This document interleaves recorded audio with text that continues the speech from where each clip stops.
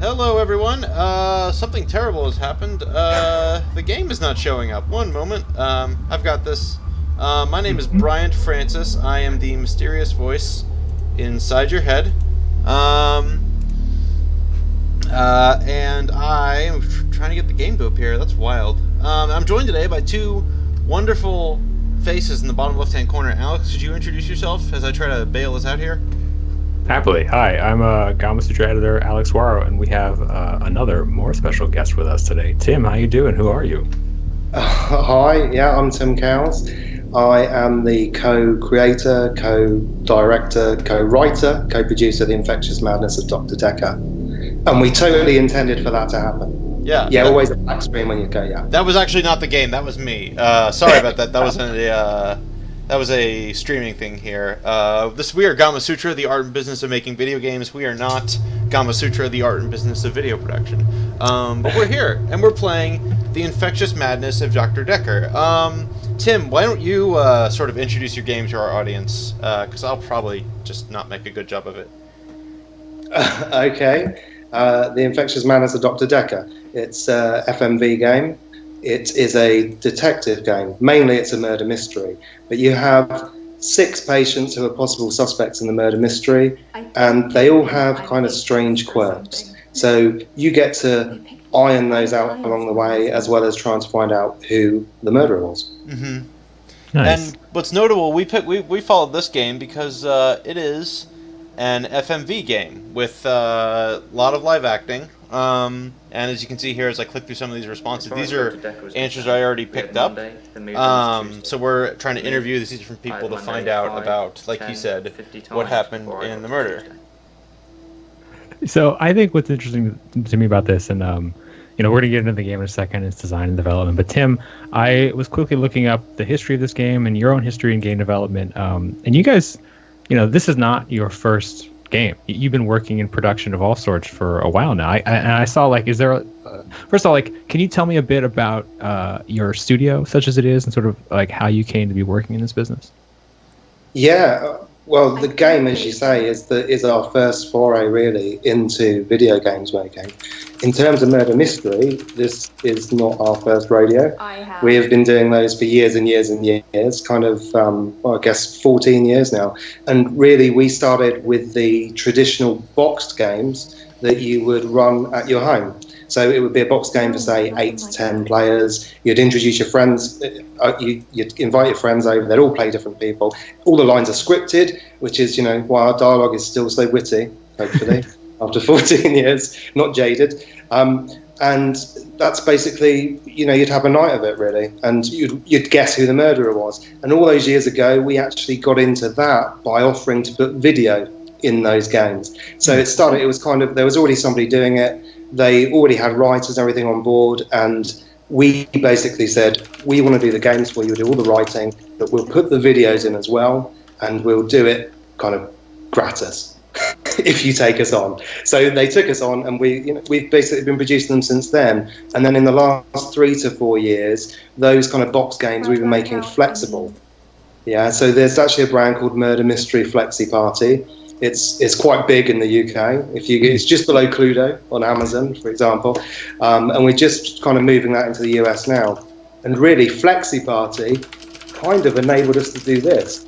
It's weird, but we needed a kind of format that we could use to make it so the murderer wasn't fixed, but it was still an interesting game. I hope you are. Yeah, you talk about that. That takes me back. When I was a kid, I played this board game called Hero Quest, which I think it was also in the UK. It might have had a different name, I don't know.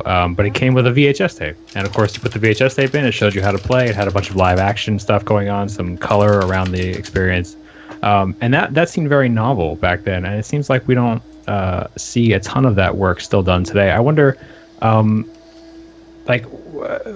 do you design games that have this sort of isolated video component? How do you work something like that into a game's design, whether that game is played with cards or played in a computer? Well, that's why you're here, isn't it? I think a lot of the time, one of the best things to do is probably make it optional. I mean, for the board game type things, if people don't have access to any that can play the media, then obviously it needs to be optional. But also make it interesting. I mean, we love we love FMV games. We've been playing them since the 90s. The first game we played was Tex Murphy, Under a Killing Moon. Yeah. We absolutely love FMV games. But they got a bad reputation, didn't they? Really, and I think that's the same. You're saying how is it difficult, or how can you put these kind of video elements into non-traditional places where there wouldn't normally be full motion video? And the reason that's probably so difficult is because it's gone through a bad patch. It's gone through a bit of a lull. It got a bit of a bad reputation. As far as the was concerned, it looks like a cheap way of doing good graphics. Is that what they say? I mean, I'm not saying that. Yeah, you're right. It's weird, right? I mean, like it feels like it's gone through so many ups and downs. No. I almost feel like it's getting a bit of a resurgence these days. I don't know if you watched the game industry in the last couple of years. There's a game called Her Story that got a lot of honors, and it was basically like a murder mystery HMV or FMV game. And I think we're almost on an upswing now, but I could be totally wrong. You'd actually probably know better than I would.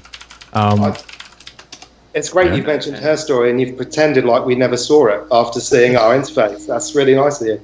I didn't want to pursue. Who knows? It's not meant to be a rip of Her Story, but to be perfectly honest, when we played Her Story, we played Contradiction, a couple of FMV games that's just come out, in the last year or two, and I guess in a way they were a catalyst for us thinking we could do this. I watched that Bill Murray film. Yes, let's talk about that, because I'm glad you mentioned Contradiction Spot the Liar. It was an FMV game. It came out a year or two ago.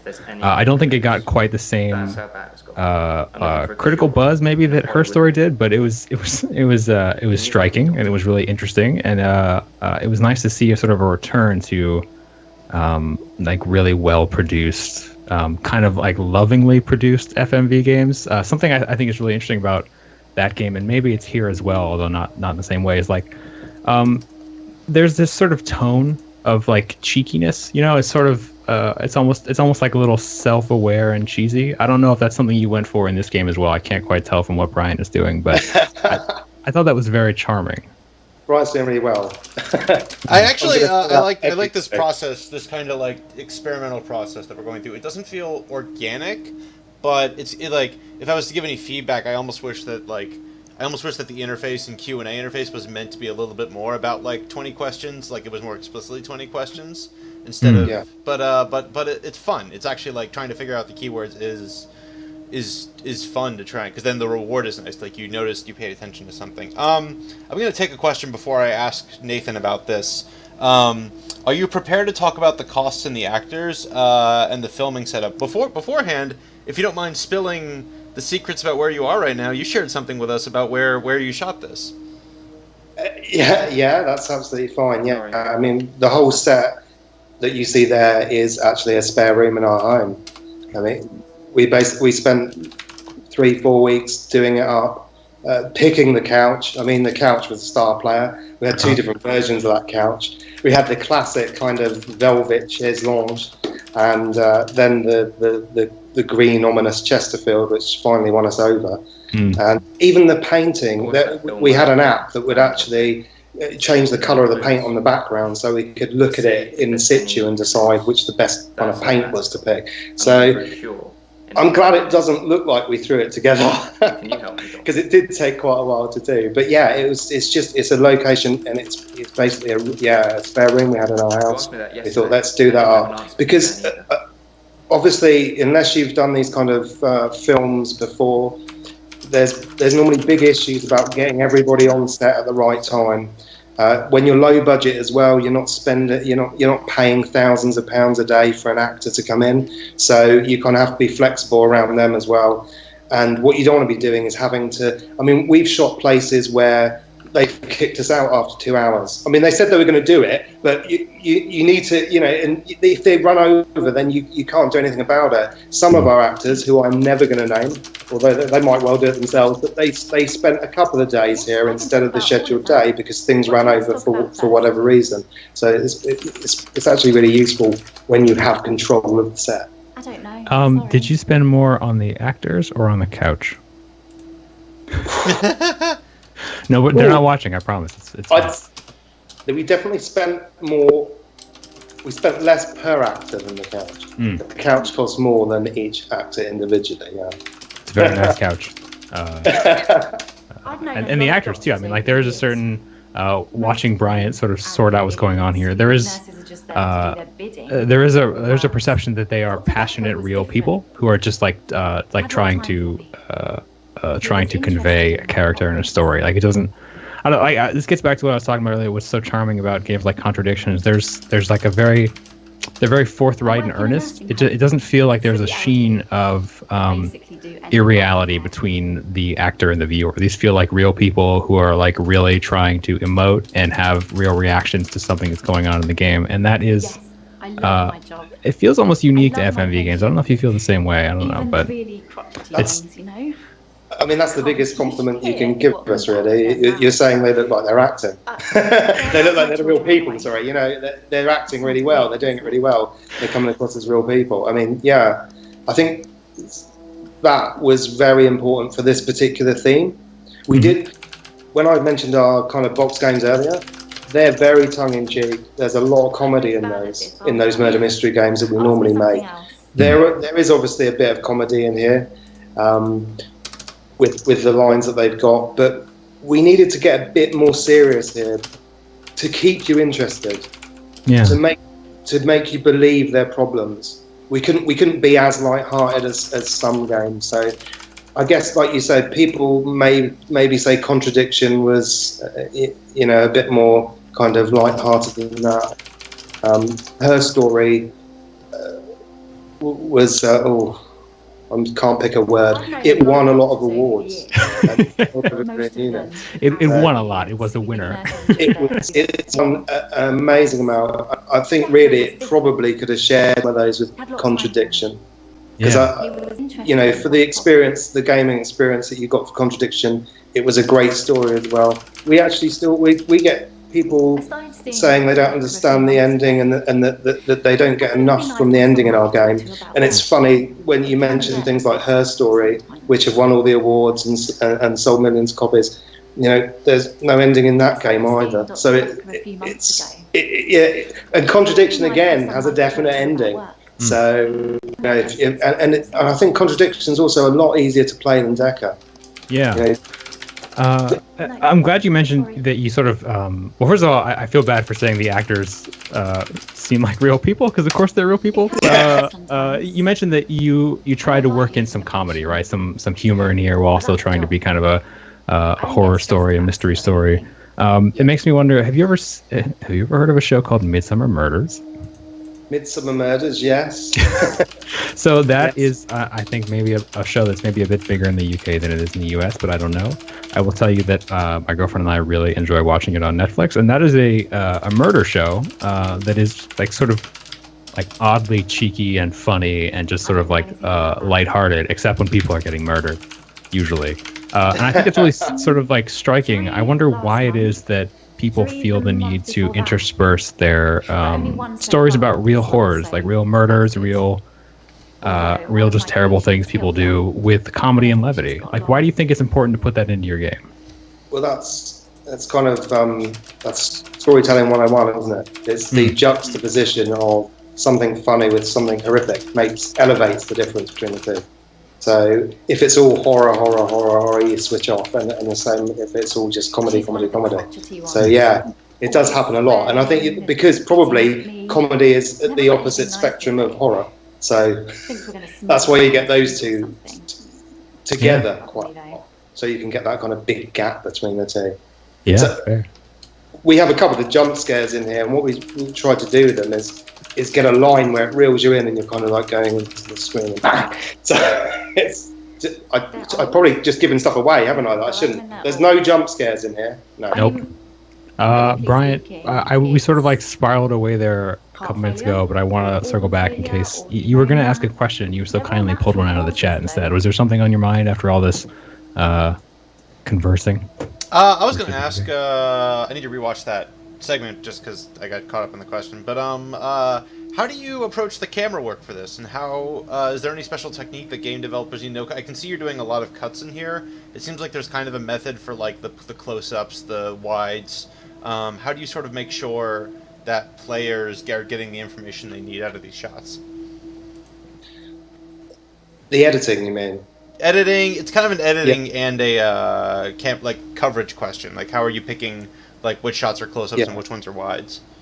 Well, we're quite lucky here because we've delivered the game in HD in high def, so we only needed to go to 1920 by 1080 pixels. Really, we shot everything from kind of fairly wide in 4K, which meant that we could get the production days done really quickly. The actors only really needed to deliver their line once perfectly. And then we could go into the edit suite and then choose those angles and those cuts and do all of that in post. So I mean, post-production probably took about 3 months to edit all of those shots and give you those crazy kind of angles. That's cool. And yes, so you just clipped out like out of that larger image, you made these close-ups happen just by cutting in a lot. Absolutely, yeah, because it's filmed originally in 4K, and when it's 4 times the size we need it to be. So you essentially get to zoom in 400% on any shot, and yeah. So it wasn't.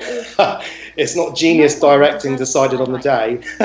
That's interesting though. What's it? Have you gotten? I assume do you have any kind of video production background, but beside this? Yeah.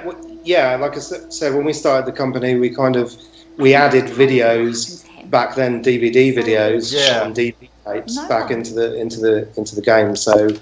Yeah, we've had a lot of experience with low production budgets. A lot.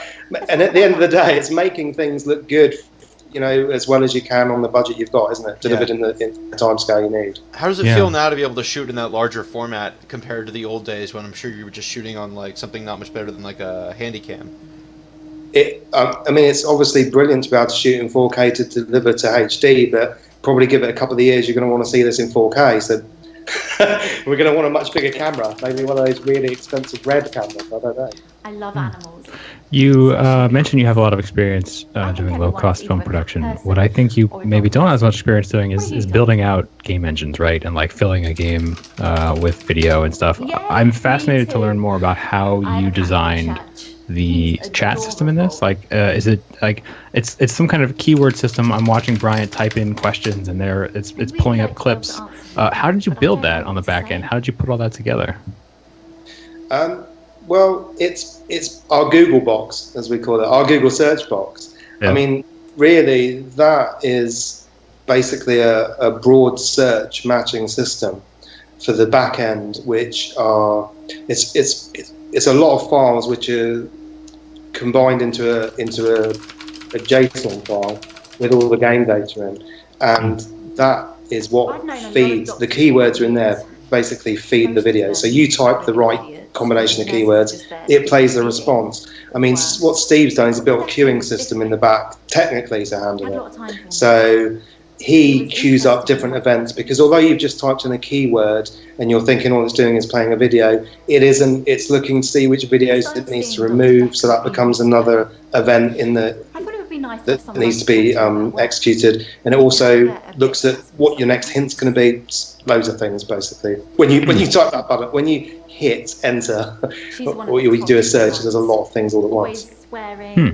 Tell me a bit more about the tech you used. I can't tell just by looking at this. Was this built in Unity and Unreal and your own custom engine? How did you put it all together?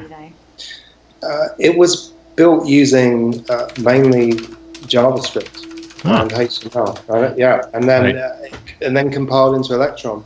So it runs on a lot of platforms quickly because of that. And also, if you're making a game and you're thinking, I need to do a lot of text searches and I need to play video, would a browser do it? I don't know. Does it do those things already? It's pretty good at doing those already, isn't it? Yeah. So the main engine here is Chromium. Yeah.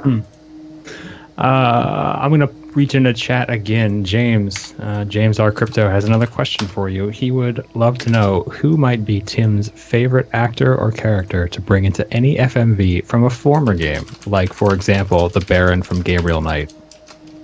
My name is Hey, right. No pressure.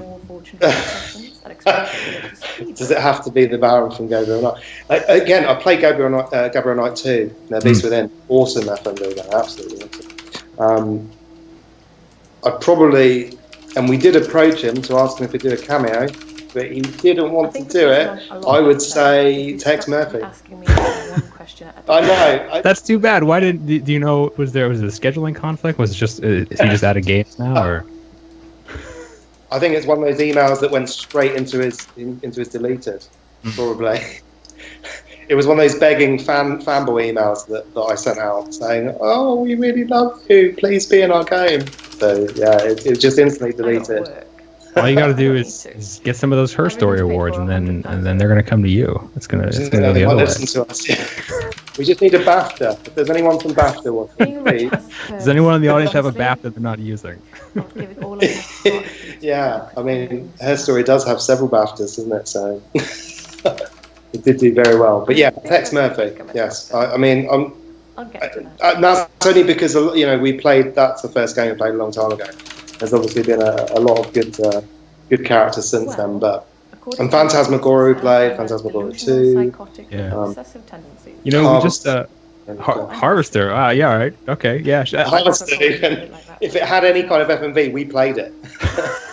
Okay, then do you remember the name? There was this game that I used to see in arcades when I was There was younger. only one kind of that Here in the Dragon's US Lair. at least. hardly No, qualifies not for history of violence. Dragon's Lair. It was like a Provoking. God. This is gonna someone hopefully will remember this too. I'm not crazy. It was like a big, It was a brief like moment a of silver-looking temporary machine, and it was designed to sell you on the idea that this video game was in 3D. It was like a hologram game, David had and it was like an a affair with it was like a his sister, FMV Petition hologram Iris. game that ate quarters, and there was like a just Wild affair, West but an scenario. petition So there was like this crazy old cowpoke, and you would have to, I forget if there was a button or a laser gun or something, but he would pop up. Yeah, I Yeah. think so. Yeah. I can't remember the name of it, but yes, yeah, it was definitely there definitely was a game like that. I mean, whenever we went to the arcade, we'd play the Star Wars Death Star Trench Run, obviously. Nice. Yeah.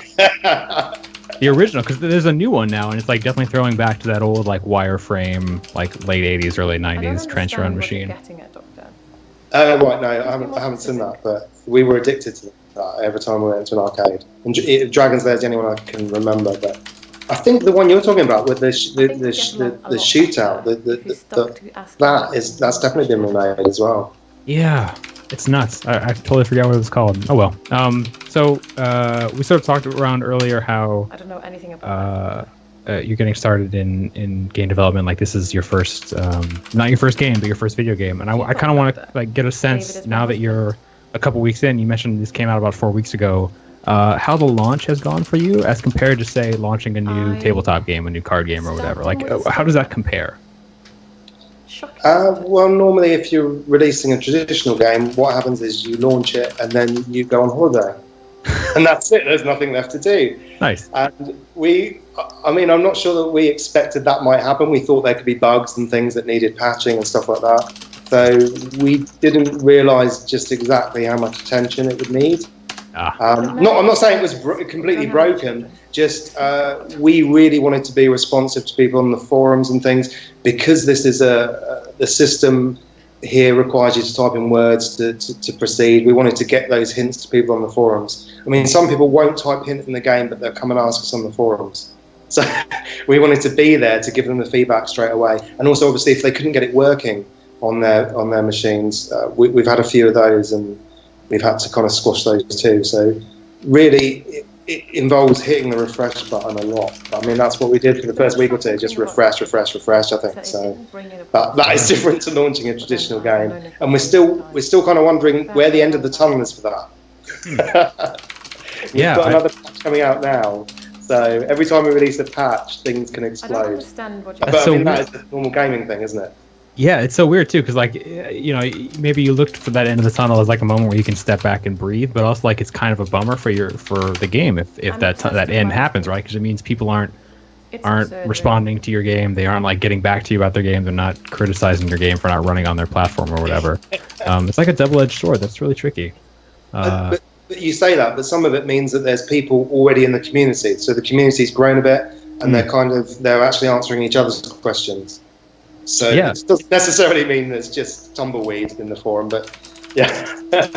It's funny. Before we started today, Brian and I were chatting about how tabletop games have taken a page from video games in a big sense, and that like in many ways, tabletop games, he's playing an X-Wing game, and I play some tabletop role-playing games. They have patches, right? Like they release figures, they release cards, they release PDFs on a weekly, monthly basis that update the game and change it in a way that, a decade or two ago basically never happened unless you put out an expansion pack or something. So it's interesting to hear you sort of compare this game to a card game and then point out that, like, compared to video games, a card game, you kind of get to just take some time off after you launch it, take a break. Yeah, well, that's probably the same things like Magic the Gathering, and unless a card's completely broken, they don't bother taking it out, or they'll just say it's not legal, not tournament legal or whatever. But I mean, you say about role-playing games again. I used to play games like, can I say it? Something of Cthulhu. When I was younger. My brother who programmed it as well, he used to ref those games. And like you say, is it on edition 6.5? I don't know. Probably, so they've got patches for that game, if that's what we're going to call them. Yeah, it's interesting to watch the two businesses contrast and change, and sometimes they line up in a really fun, interesting way, and sometimes they're just totally different.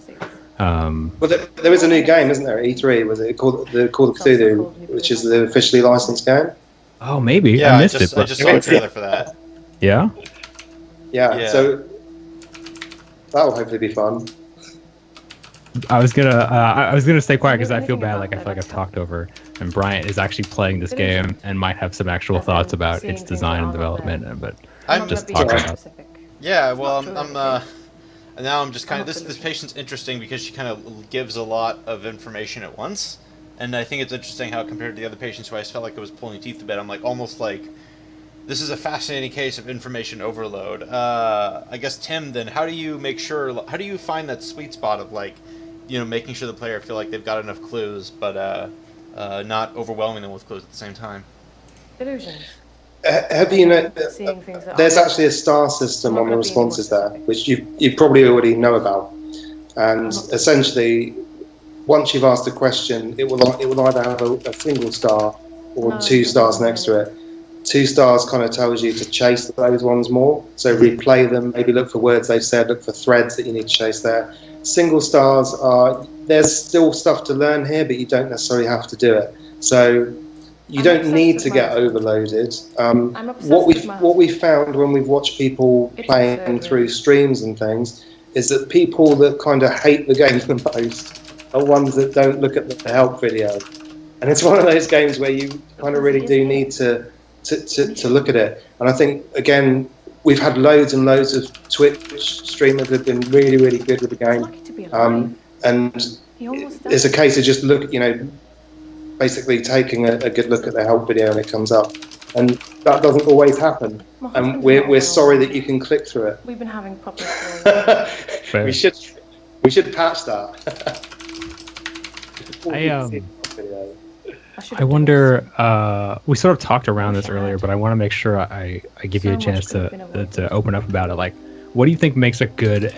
Okay, first of all, do you think it's fair to have a genre of FMV game? Like, does it make sense? And whether or not you feel about that, what do you think makes a good FMV game? I suppose I don't really mean it.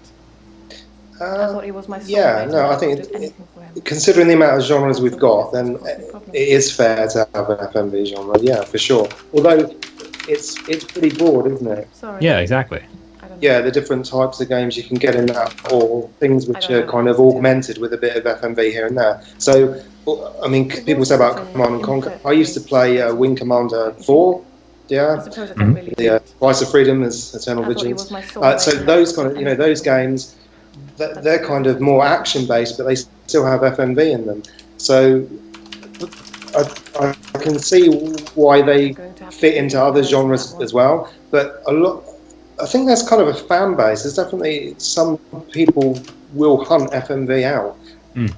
What we didn't really expect when we did the beta was that people really wanted to see all the videos.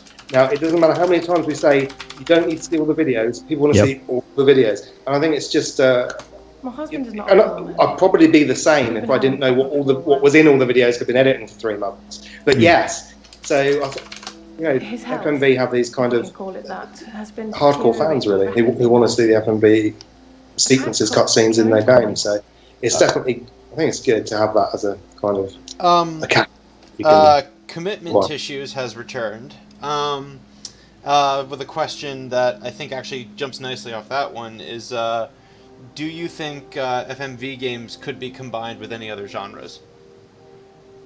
And let me just spin off that, say like any new genres, because I feel like FMV is, like you mentioned with Wing Commander, has been a part of game development for decades. But is there anywhere you could see it maybe being applied that it hasn't been yet? I don't see why it can be applied anywhere. You were just saying that, and I thought this sounds absurd. Let's just have a chess game with FMV in it. Why not? Yeah. You make a Why not? move, and the grandmaster, you know, they're laughing at you or whatever. But it could be done, couldn't it? So yeah, I think as long as the FMV it adds to the experience as opposed to it's just something that's there to try and sell more copies or whatever. I would stick FMV in anywhere where it kind of fits. If possible. At the end of the day, like you say, we're kind of more a traditional games company with film experience. Well, even though I was a programmer, obviously, for years and years and years, and programmed in Oracle and stuff like that, and my brother's the same, who did all the code. At the end of the day, we're not experienced games programmers. That was the kind of thing that, you know, when I got a postcard from EIDOS saying, do you want to apply for a job when I was in my 20s? I was like, yeah, I think I do. But I didn't. But yeah, I'm not proud of my it's behaviour, just, but it can definitely, I'd definitely put it wherever you, private matter, though. you could go in any genre basically, but you do need somebody to produce decent video. Yeah. Did you actually get a postcard from IDOS in your 20s saying, please apply for a job? I did. That's really nice. I rarely hear about companies sending postcards. That's really cute. I think, well, they're probably just like flyers that went out to, you know, you used to put, you still probably do, you put your name down for contracting in various places. Yeah. And they probably just hit up some kind of recruitment company and said, who's got these skills? You know, you're right, but it's more fun to imagine that they handwrote you a postcard from like wherever their headquarters is, like in London, with a picture of Big Ben. Just wish you were here. Please apply. Do you know, I think actually it was Codemasters. That's not as good, is it? Good. That's good. Codemasters is great. They make racing games. I know that. I think. That's I don't know. Like Colin McRae Rally, things like that. Is it? Yeah, absolutely. I know that name. I'm not. Unfortunately, I'm not into racing games because I'm just not a good racer. But I respect everything they do. I mean, you say that as well. That I know that we this is our first video game, but I've been playing them since I was 6, basically. Sure. Yeah, Rebs on the BBC, another racing game you might have heard of. BBC Microcomputer, BBC B. The Zero Take One Maze game. It just goes on. Yeah, so yeah, it's a game. So, I believe you. You got chops. And you've been a game developer and a filmmaker for a long time, but now you're finally a game developer, an indie game developer, really. I think for the first time. How does it feel to have made that transition? Was it a big deal at all, or it just happened one day? David has trouble looking after himself. Sometimes I'll leave the late. Yeah, it took a year. It was a year in time, a year basically from deciding we're going to do the game to releasing the game. So for the first 6 to 9 months, I guess it was. It didn't feel like much at all, actually. I mean, we were trying to kind of generate some PR and some publicity around the game, but mainly it just felt like we were all sat there working, working on the game, scripting it. When we got to the filming part, that felt normal for us because we do the film stuff before. But that was fun. That was good fun. And then I guess it was more as we were almost hitting release. We're told, and I don't know, probably everybody's told this, that you really need to try and get your game finished 3 to 4 weeks or 2 to 3 weeks before your launch day, so that you can send out press keys to everybody. That's the thing. So I think that is probably the first point where it kind of hits you that you're in trouble. You're going to release a game and you've got kind of 2 or 3 weeks and you need to get that cut out early. So, and just so everybody knows, and any other indie developer who's kind of watching this, we patched mercilessly within that 3 weeks from saying it was finished for the press to the release date.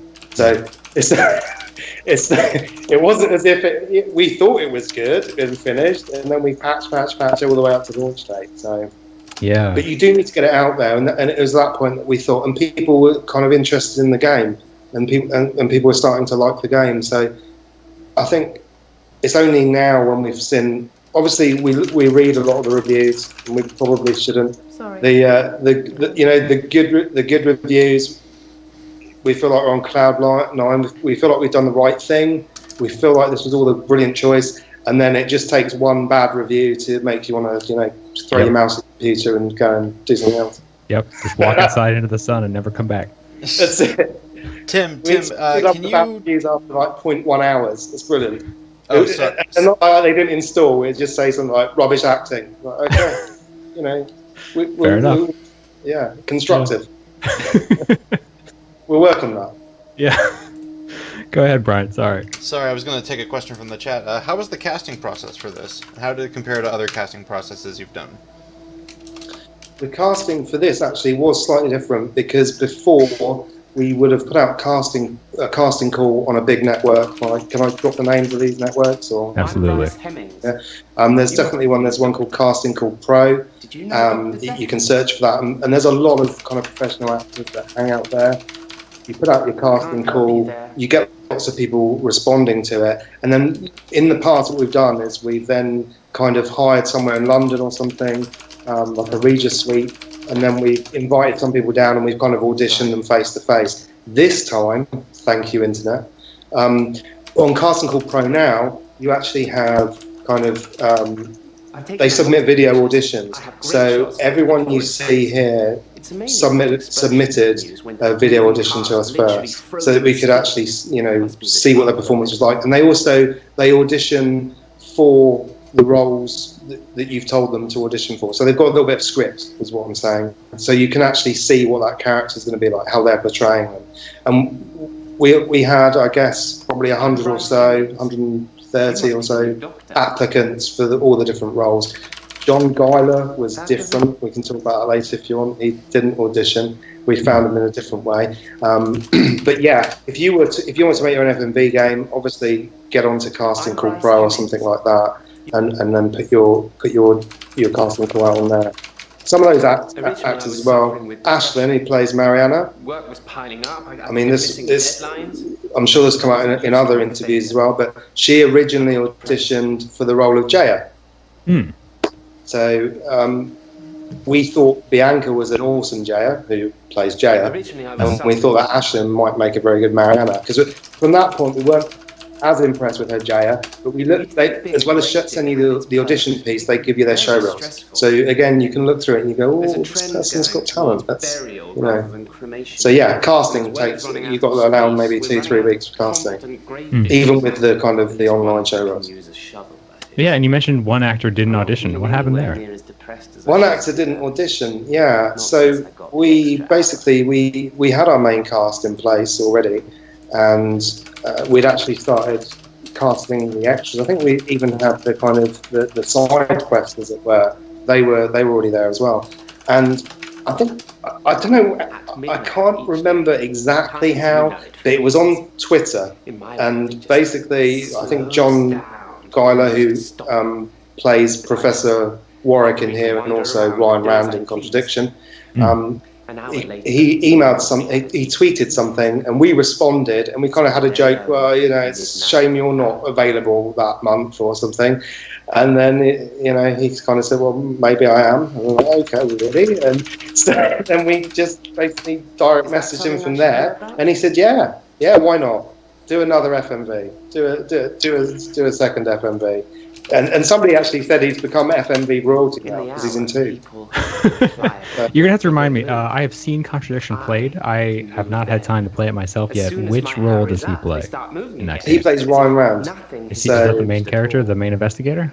No. Or one of the suspects? Jenks, he's one of the suspects, Ryan Rand. Okay. He's the guy who's always propped up next to the fireplace with a drink in his hand. Oh, he's good. I like that guy a lot. That guy is great. Good get. He was one of our favourites, yeah, for sure. Yeah. So we were really happy about that. And again, it just shows the power of things like social network. So that would not happen without Twitter. Yeah. That would not. Yeah, that's a common theme these days. I wonder also something I meant to ask you earlier, and I want to circle back to as we sort of get to the last half of the conversation is from the best of my understanding, your business is very much a family business. It's a very small, tight-knit group. I wonder how have you learned to work like that? Some developers are just starting small studios, or they're going out on their own with their significant others or their family or what have you, and they're sort of sorting out how they mix business with home life. And I want to know if you have any advice for them or any learnings you might share. Well, I work with Linda, who's my wife, so I don't necessarily have to bring work home because it's already here. So that kind of helps if you're both experiencing the same pain or pleasure, as it were, of the working day. Yeah. So that definitely helps. I mean, a lot of people say, how do we spend so much time together? And the truth is, a lot of the time we're doing different things. We hardly see each other some working days. And the other thing is, it's okay as long as you still want to be together. That's fine. You can spend loads of time together. It's awesome. So what you won't be able to do, what we've never really been able to do, is it's really difficult to switch off. If you maybe have a place or a certain laptop or desktop, and that is your work machine or your workplace, then it might be easier to shut the door on that and walk away. One of the things that we did, I think, at the beginning of last year, was we got IP phones so that some of our kind of different customer phone lines came into a separate IP phone, which meant that the phone wouldn't ring at 9:30 because somebody was missing a character sheet or something. Right. So, but you never really switch off because, as we said before, because we do the murder mystery, we still checking emails all the time in case people they're at the castle, everybody's turned up, and somebody's left their character sheet. So okay, I'll just email it across to you. So I don't know, how do people do it? And on top of that, with games development itself, it's kind of, after you've delivered the game, you basically need to keep assisting as much as you can to make sure it lands smoothly, as it were. That's not really helpful, is it? You'll be great, you'll be able to shut off, you'll be fine, just do 9 till 5, that's it. Yeah. Tim, I'm going to give you a little secret of this. We ask for a lot of advice, learnings, tips, and tricks for making games and, making a life around making games. Most of them aren't actually that helpful. Most everyone has to face their own unique hells, and it's just really comforting to hear that other people have problems too. As long as you're having fun doing it. I mean, I always say that if you want to make a lot of money, it's at this end of the scale, but maybe happiness is at this end of the scale. So sometimes, it's a decision. You can be happy and poor, or sad and rich. It's, that all goes into the work-life balance thing. But again, it's possible to have both, I'm told. All right. I'm sold. I feel extra happy that I'm poor and happy. This is fantastic. Tim, I'm kind of curious, what are your influences? Like, what do you enjoy? Like, we've talked at the top of the show about how you make a lot of crime and murder-related things, but, what other pieces of work do you, keep close to your chest and keep close to your heart as you work on this sort of business? Horror films. I'm quite a horror film fan. Mm-hmm. Unfortunately, I don't... there's not a lot of good horror films, or maybe I'm just at that age where everything seems like it's the same thing again. So it's quite difficult kind of breaking the niche. But I do, in general, love kind of all kinds of horror films, and indie horror films as well. So that helps. Obviously, the role-playing background. Role-playing is brilliant when you're doing these kind of things because it's all imagination. And a lot of it is imagination. And obviously, we've used kind of H.P. Lovecraft here, the Cthulhu kind of angle, which is, again, originally it was just going to be a murder mystery, and we thought for the amount of videos that we want to deliver, for the length of the content that we want to make it really long. You said about Midsummer Murders, it would be probably the longest, boring Midsummer Murders you'd ever seen if we'd have just had straight murder mystery. So we thought that these kind of the unique characters here with their issues, I won't spoil anything, but they definitely would be at home probably in a H.P. Lovecraft novel. So when I say horror films, obviously I read horror novels as well. So it's not all about the horror, and I don't think this is particularly horrific. And in that sense, you'd say it was more Alfred Hitchcock, probably. You don't necessarily need to see the horror. There doesn't need to be blood flying around the screen and everything. Again, I think that's what sometimes people say that for Lovecraftian, that it's in your mind. It's what you can't see is the horrific element. So that was quite easy. But we actually had short scripts already about a psychiatrist who had a load of weird patients. And we were wondering if we could make that in some kind of it wasn't a TV series because they're only 10 minutes long. So you're looking at like a YouTube series, and that was sparked by The Booth at the End. There was a series called The Booth at the End. I don't know if you've seen that. Yeah, it's a Canadian show. He's a good listener. Yeah, right, yeah. And we thought it was amazing that you basically had a guy sat in a booth who may or may not have been kind of like the devil kind of character, and he's making these deals with people. They come in, they go away, they come back, and they tell you what's happened. Well, you're playing Decker, what happens every act? You talk to them, they tell you their problems, they ask you what they should do, they go away, they come back, and they've done it. It's kind of like Booth at the End already. So, yeah, inspired by TV, I guess. I can hold my breath for a really long time. Brian, what has your journey been through this game so far? I feel like I've watched you Dr. Decker type a lot of something I've noticed watching you play this game is that you are role-playing yourself. I don't know if you're doing that because we're on stream or just because you're naturally a very emotive person, but like you're writing responses that are like they're not just keywords strung together, they're something you might say in real life. Do you find yourself doing that because we're on stream or because you feel like you're just like sinking into that naturally? There's a performative element to it, but it's also kind of it's something I'm doing to react to the information and sort of like there's a like it's a natural reaction, I think, to what I'm getting. Like there's something extremely uncanny about Mariana here. Like I feel like I'm getting more progress asking these weird questions as opposed to more straightforward questions. When I go back to Claire, I actually got through a lot of our conversation on a pretty like natural progression until like we started getting into the weird and murder stuff. But even then, it was like I felt myself being lured in more through conversation here, versus Mariana seems to respond to these prompts and I don't know, like it's like I've said, like this game has a feel where you can't because you guys aren't like those fellows. Alex, what was that game we interviewed where they had their computer respond to almost everything? I was thinking this too. That's Event Zero. We did an interview with the this isn't developer Event Zero, so like obviously everything I type in doesn't get a valid response, but like this is sort of me like making the system, like it's sort of me coping with that, I guess, because I can't just ask any question and get an emotive response. I'm taking what control I can and like, okay, if you're going to creepily talk about how I can check your breathing, I'm just going to like frantically mash the security button. I don't know, and even if it doesn't give a response, like it's fun. It adds to the fun. I just generally like the typing interface, so it feels like a way to, even if it's not core gameplay, it feels like a way to emote and set myself up to try and figure out these puzzles.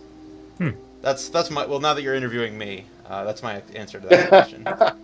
Well, I asked because I liked that interface with the keyword, so that's set in stone now, Brian. You said that on a video. Sometimes words will change. I mean, that's probably the main criticism of the game that we see, is that people find the interface frustrating, that it's not responding to what they say when they type it in. And some of that is to do with ignoring the help on the way through.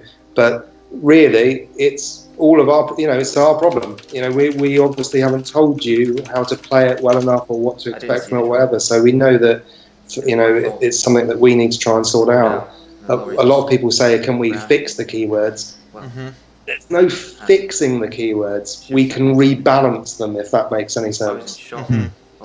Yeah, maybe we could talk a little more about that, because I think that's an age-old problem, right? Going back to text adventures in the 80s, like having to figure out which words are important and parsing what the game wants you to understand is important can sometimes be really tricky. How did you balance the keywords first, and like how do you think you might be able to rebalance them?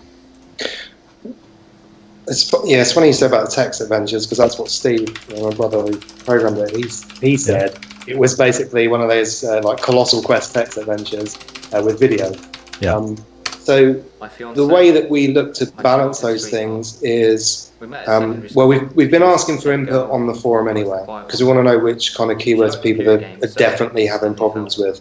But really, as well as saying things like Mariana, for instance, will say people, the hint will say, do people follow her to the shops? And this is obviously a British thing, shops. So it's very frustrating if you cannot find a store. We played World of Warcraft. I understand. So those ones are quite easy to do, where we can just add an extra word or words to make that work. But really, in terms of balancing, if you leave a keyword too loose, it can be easily found, and people will complain they've dropped in too far up a conversation. If you tighten it too much, people will complain that they can't find it. So balancing is really kind of that's what we do. We either add extra keywords in to kind of refine something, or we remove them and make them easier to find. So, but we know that at this point in time, really, with the system that we have set up, with the broad search and everything else, and we've been discussing it since launch, we're not sure there's a way to fix this in terms of ever.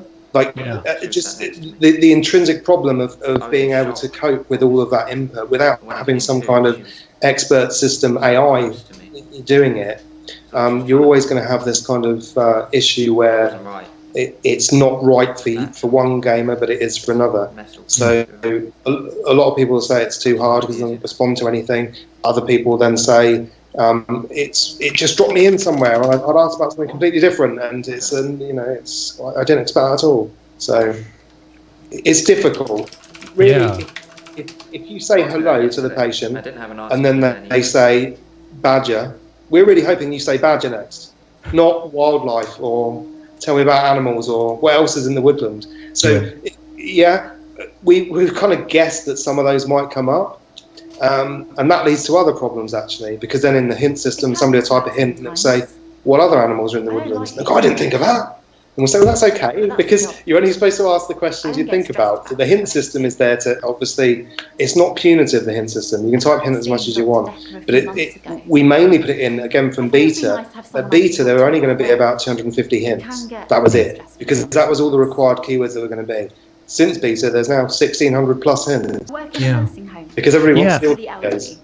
That's really tricky. Again, Brian and I were talking before we started about systems and about how so often games are designed around Excel, right? Like not in a pejorative way at all. It's just like often games are massive, complex, interlocking systems of numbers and values, and then you can plug it into a spreadsheet and output it out. And at some point, like there's still a lot of balancing work going on there, but you can balance mathematically, right? You can set a certain curve, set a certain equation you want to hit, and then tune for that. It just feels like you're balancing for people, and that seems way more hard, way more chaotic. It is, yeah, and I think that we're never going to be able to please everyone all the time with the balance that we do, unfortunately. So we can only try and hit what kind of the best case scenario is. But I don't know if you've been here. It sounds like you have, because we do have those spreadsheets. We absolutely have those spreadsheets. Well, you got to have spreadsheets. It's game development. I mean, that's just we have massive keyword spreadsheets, basically, and we've added something since launch which enables us to hide responses. So this is actually a post-launch feature that went in, is to hide responses, because originally when we were designing the game and scripting the game, we thought of it in we looked at games like Her Story and we thought, okay, how's this working for Her Story? Obviously, if you type the right keyword in that you've looked on Google for, whatever, you've broken the game. I mean, I say that in quotes because you need to make up your own ending anyway. But essentially, how was that working in Her Story? And we thought, well, look, for what we'll do for Deca is we'll have this 5-act structure. Yeah, there's no way then in Act 1 that you can say whatever it is in Act 5 that's going to get you all the goods on what's happened with these characters. So by having this 5-act structure, we already have kind of neatly compartmentalized what we want you to know. Right. I mean, if you get to the end of it too quickly because you've jumped to conversation because you've intelligently probably typed in something we weren't expecting, and you've managed to get into the end of the conversation, you have to loop back round to see what was happening. Again, worst case scenario, you're only going to end up knowing what we wanted you to know for that act. And so that, in a way, that, I mean, it doesn't negate the need to balance things, but it helps. Because what we're saying is you can't really break it, even if you put the end keywords in Act 1. You're just going to go into Act 2, 3, but there's 5 acts in the game, so... Yeah. So I wonder, here we are a month in, or a month out, depending on how you look at it.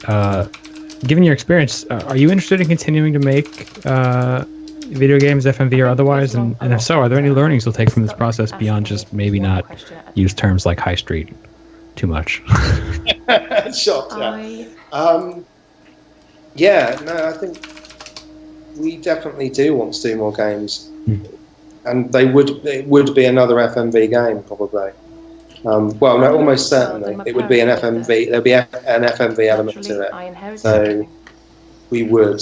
I think as long as we don't, cave in under the avalanche of negative reviews that that's just one negative that makes you feel like that. We'll be okay, and we'll do another game. There's a lot of people who really like it, so it's it's really nice. But a takeaway from it would. In a way, kind of more market research on the interface. We're getting a lot of reviews, we're getting a lot of feedback.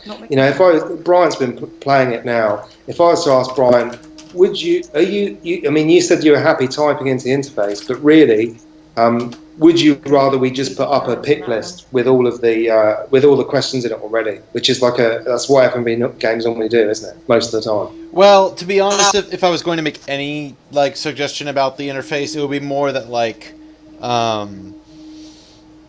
I guess in some way making the keywords a highlighted thing over here on the left, maybe, or an interface where keywords like some clever thing related to letting the player know what information is valuable and what isn't. I think it's less about dialogue trees and more about, because the typing is what makes this. I think it's part of what makes this fun is trying to type this.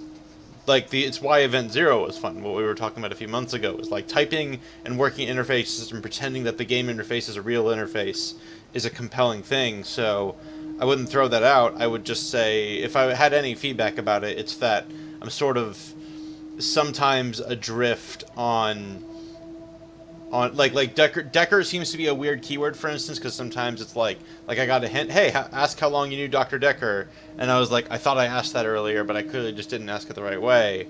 So that's kind of my, it's almost like I don't, it's my reaction is I don't need the other end of the spectrum. I need, if anything, just a bit more context, but also, I mean, I'm going to be blunt, as someone who has to play a lot of games for Gamasutra and try to understand games, I feel frankly quite at home in this interface. I feel very fine with what I'm doing because I'm interested in picking this game apart. I think you're going to get better playtesting feedback out of people who are not as curious and nerdy as I am on this. Yeah, no, I know what you're saying, yeah. Anyway, I hate to just sort of end it on that note, but this has been a lot of fun, but we're out of time. This session is over, if you will. Anyway, for everyone at home, you have been watching the Gamasutra Twitch channel. It's a place where we like to talk to developers about their work, and today we have been talking to Tim Cowles about his game, The Infectious Madness of Dr. Decker. It's now available on Steam if you'd like to try it out for yourself. I think it's worth studying for developers who want to look at both interactive fiction and FMV games. And if you're thinking about making your own FMV game, you should take a look at it. Tim, is there any place, if they've got any questions for you about making these games, where should they talk to you?